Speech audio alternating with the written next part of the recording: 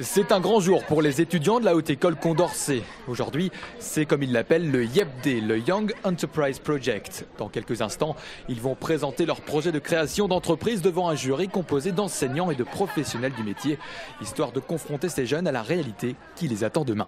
Le projet YEP, c'est un projet qu'ils réalisent durant un semestre. En général, en majorité, c'est une année scolaire. Ils le réalisent en classe avec leurs professeurs par groupe d'étudiants. Mais là, on leur propose vraiment pendant une journée d'avoir des rencontres avec des experts, avec des gens du monde de l'entreprise, de quelque part déjà pouvoir se frotter un peu plus à la réalité du terrain, au monde de l'emploi. Dans les couloirs de l'école, les étudiants attendent leur tour. C'est notamment le cas d'Élise, de Johnny et de Maureen, des étudiants en deuxième bac en gestion hôtelière et touristique. Depuis plusieurs mois, elles travaillent sur un projet d'entreprise spécialisé dans la livraison de plats originaux à domicile. Mais avant d'affronter le jury, ils ont la possibilité de rencontrer un expert censé les éclairer sur les éventuelles défaillances de leur projet. Alors on va pouvoir lui poser des questions sur notre projet pour voir qu'est-ce qu'ils en pensent, les bonnes idées, les mauvaises idées. Et on verra ce qu'ils en pensent en général, quoi. Alors est-ce qu'il y a un petit stress que vous ressentez là maintenant? Non, pas du tout. Pas du tout, on est très... Un peu stressé quand même. Ok. Alors, moi je m'appelle Amine de Roy, toi t'étais là ce matin, il y en avait d'autres qui étaient...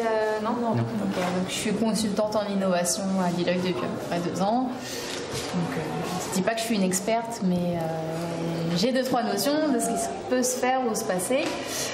Alors je vous écoute. Pendant 20 minutes, Élise, Johnny, Maureen et 2 autres collaborateurs intégrés au projet expliquent le concept d'entreprise qu'ils souhaitent développer. Par exemple, il y a les menus asiatiques. Donc, par exemple, pour une semaine, il y aura le menu chinois en promotion.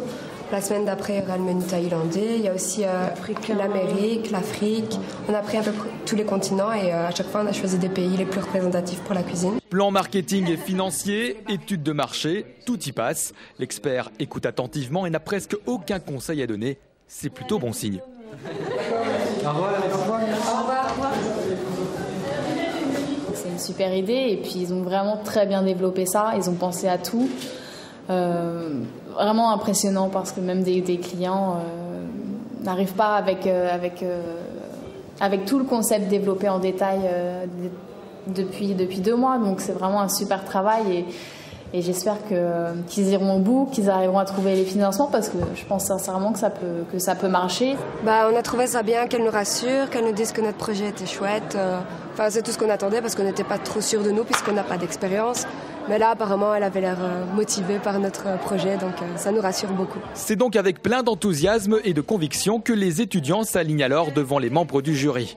La tâche s'annonce plutôt ardue et pour cause, ils n'ont que 5 petites minutes pour convaincre. Au bout de 3 minutes, je vous montre le carton bleu ici pour vous signaler qu'il ne nous en reste plus que 2.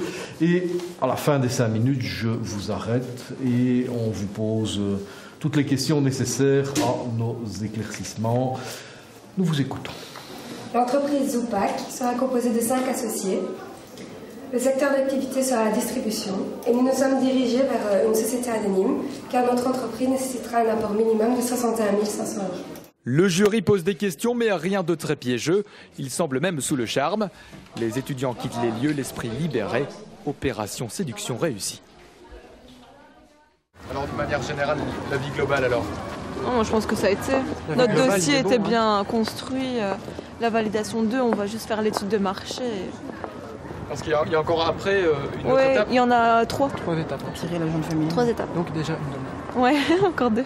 L'aventure se poursuit donc pour Lise, Maureen, Johnny et les 2 autres collaborateurs.